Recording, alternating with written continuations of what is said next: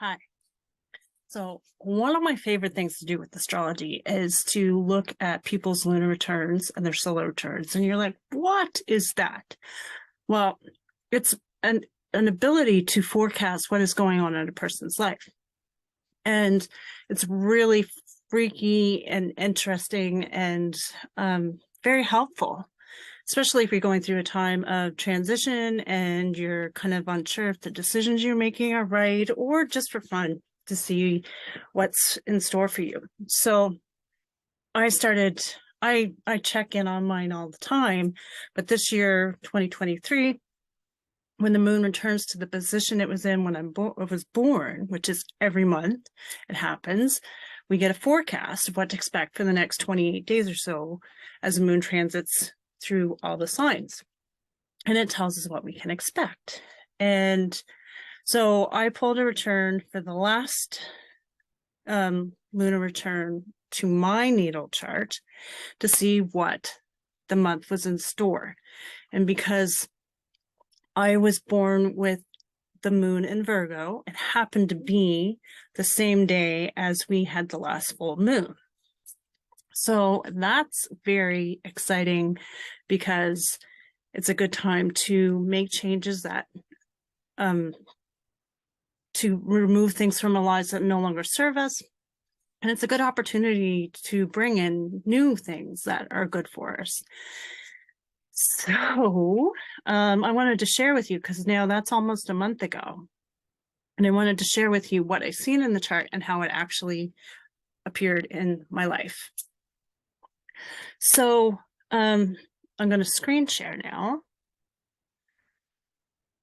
just so you can see the chart and understand a little bit of what I'm talking about. And I'm going to try to navigate this as best I can to explain it to you.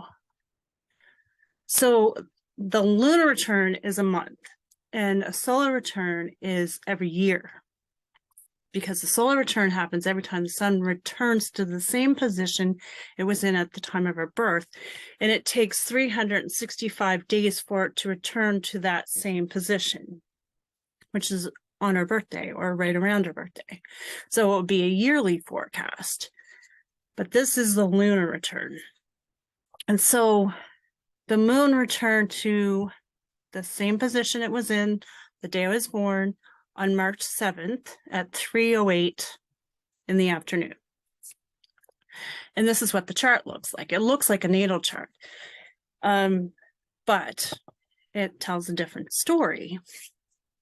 And so we get to know what kind of energy we're going to experience for the next month based on whatever sign is in the ascendant at that time that the moon returns to that position, which happens to be Leo. So what does that mean? That means that I am going to be more social for the next month. I'm going to be having more fun for the next month, celebrating, being adventurous, trying new things.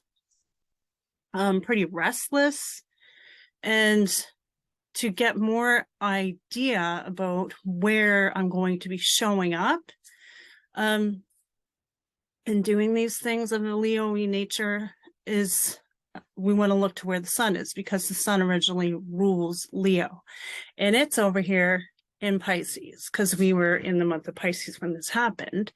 So it means that I'm going to be more intuitive. I'm going to be connecting more with my psychic abilities and being in the presence of other people, sharing these things. And that day, I just happened to be hosting a new moon, or sorry, the full moon ceremony in front of a dozen people, or almost a dozen people. That's a very Leo thing to do, is to present and be center stage. And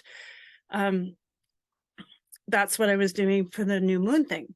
And or the full moon thing. And it had a Pisces flair to it, because Pisces is all about spirituality and astrology and stuff like that. So it's combined.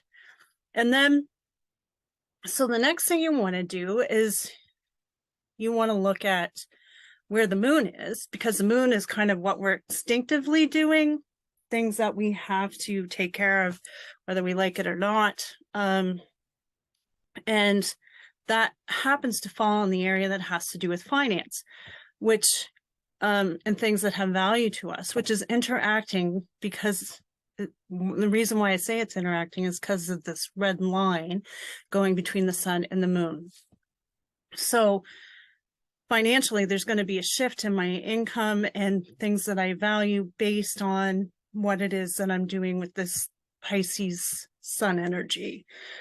There's going to be a change in my finances based on the things that I'm doing with other people that is Pisces related.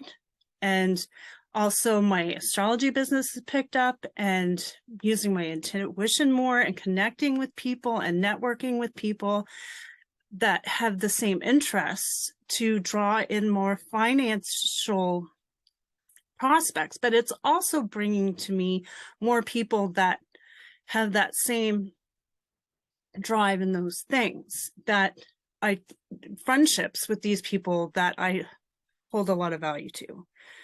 But the cool thing is that I seen this a month ago, was that in the area of your jobs and your careers, which is right here, basically your jobs and your employees and the people that you spend time with on a daily basis, it has the planet Pluto there. And Pluto symbolizes huge transformation. So wherever, or huge change. So wherever Pluto is in a person's lunar return or solar return is going to show where you're going to see the most change in that period. So it's telling me that I could lose my job, that I could get new job opportunities, have new people that I'm working with. And I was like, I couldn't think of anything that would happen that would cause that. But then as the month unfolded, not even 2 weeks into this month, I was offered half a dozen new opportunities to be able to change my job, or new job opportunities that I could do together. And some of them were doing podcasts with different people, helping write a book with somebody. That actually came up twice. Once I kind of approached somebody else about it. Another time somebody asked me to do that for them. I have this big plan coming together with some other really beautiful people who share the same vision as I do. That's coming together, which is going to be quite transforming for all of us. And just like in the last month alone, there's been a huge transition in different things that I've been doing along the lines of my career and the things that I want to do to make money for myself, other than what I have to do to make money, which has been really hopeful. And then another thing that you want to look at is something called the North Node, and it tells you where you need to put your focus for the next month. So wherever that is in your chart, that's what you need to focus on. And for me, it is in the house of career, the 10th house, what you're famous for, how the public eye sees you. That's where my focus is. That's where my focus should be. And whatever it is the opposite of you in your chart is kind of what you got to put on the back burner. So for me, that would be my family and my home life. And I have really not been home that much the last month because I've been kind of being busy socializing and networking and trying to get things together and really just being out there. And so the family life and the home life has been pretty much put on the back burner in order to achieve this. And that's okay. Evidently, that's what I'm supposed to be doing anyway. But because of that, you want to look where Saturn is to see what kind of challenges you're going to experience this. Saturn is in the house of relationships. So the things that's going to be challenged because of everything else that's going on is going to be my relationship or partnerships, whether it's romantic partnership or friendships or business partnerships. They're all going to be challenged. And my relationship, I've been really struggling really hard to make sure that I balance that to work well with the other stuff. So they don't feel like, or he doesn't feel like he's being left out, but that also includes my relationship with the dog and trying to stay connected with my children so that people don't feel like I'm forgetting about them, right? So it's just so exciting. And then the other thing is there's a lot of planets going on right here in the 9th house. And what does that mean? That means that, and they're all in Aries. So Aries is all about new ideas and new beginnings. And because it's in the 9th house, that means that I'm learning new things. I'm experiencing new things that I choose to learn about, which have been abundant. I've done things that I never even would have thought of before. I'm going to sound healing events. I've gone to a sweat lodge in Chester, and this section also represents travel, and so I've been learning about a lot of new things that have been really interesting, and where I've been kind of led spiritually to want to learn, not necessarily having to learn, you know. And Jupiter means to multiply and makes a lot of. So what else have I been doing? Been doing the collective evolution, which is where I've been going and teaching astrology. This area of the chart is also about teaching and learning. So I could be either talking and sharing about a lot of things, or I could be also learning. So it's a little bit of both. And Venus is there. This is Venus. Venus is what we love.